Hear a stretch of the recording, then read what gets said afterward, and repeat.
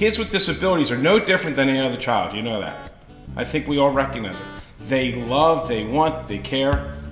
As a father, my daughter has an iPad, an iPhone, and a boyfriend I'm trying to get rid of.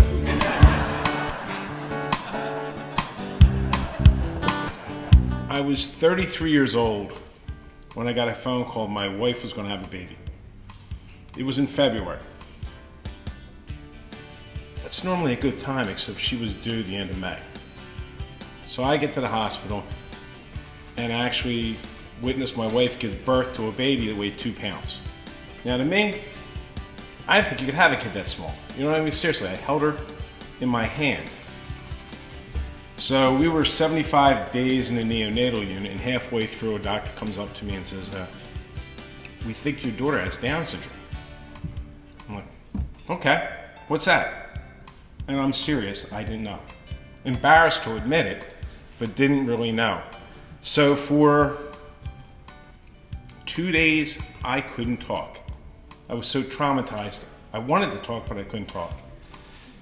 It actually was a wake-up call to grow up. And at 33, I actually finally became a man.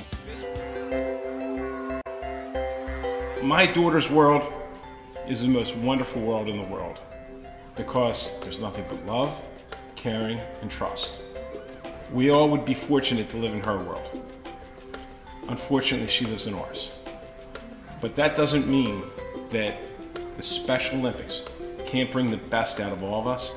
10,000 volunteers, $20 million in donations, to give kids a chance to experience, to win a medal, or just to compete. Isn't it wonderful when they congratulate each other after the game? It's not about winning and losing, it's about competing. So that's why it's so important that we take this opportunity to basically get to know each other.